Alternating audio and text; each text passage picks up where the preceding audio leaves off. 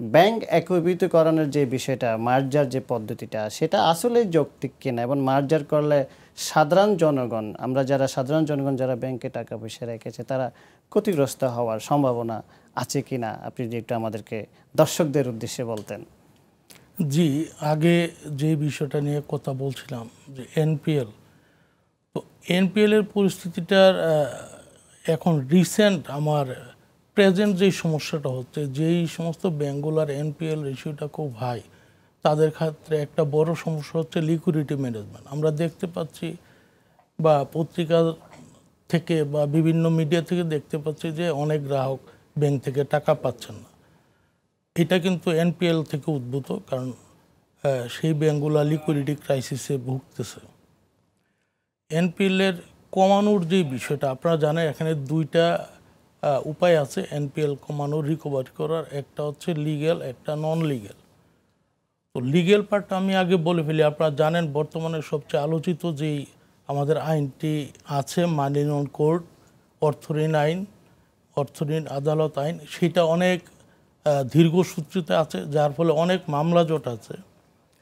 আর নন legal মেজারের ভিতরে যেগুলো বাংলাদেশ ব্যাংকের নির্দেশনা মোতাবেক যে মন্দরিন বা এনপিএল রিকভারি যে প্রসেসগুলো আছে, রিশিডিউলিং, রিস্ট্রাকচারিং ইত্যাদি আছে, এতদ সত্ত্বেও কিন্তু ব্যাংকের এনপিএল কমছে না।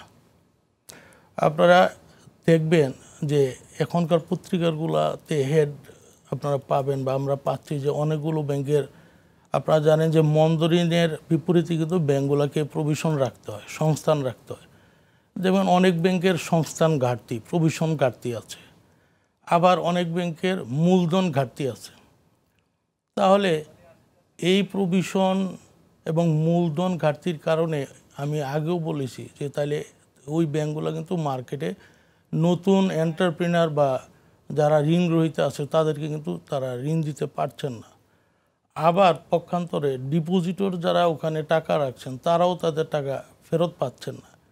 এটার ফলে যে বিষয়টা সবচেয়ে বেশি ক্ষতিগ্রস্ত ছিল আপনাদের গ্রাহকের আস্থা, ডিপোজিটরের আস্থাটা খুব মারাত্মকভাবে ব্যাহত হয়েছে। যদি আমরা গ্রাহকের আস্থাটা ফিরিয়ে আনতে না পারি তাহলে এটা কিন্তু ব্যাংকিং সেক্টরের জন্য খুবই একটা বড় সমস্যা হবে।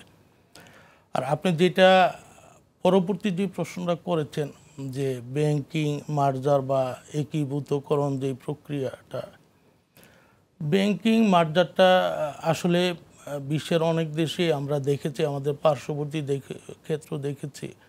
হ্যাঁ, একটা ভালো কনসেপ্ট হতে পারে আমাদের দেশে। আমরা দেখছি যে আমাদের দেশে ব্যাংকের সংখ্যা অনেক বেড়ে গেছে। আমরা এখন প্রায় 61টা ব্যাংক বাংলাদেশে কার্যরত আছে।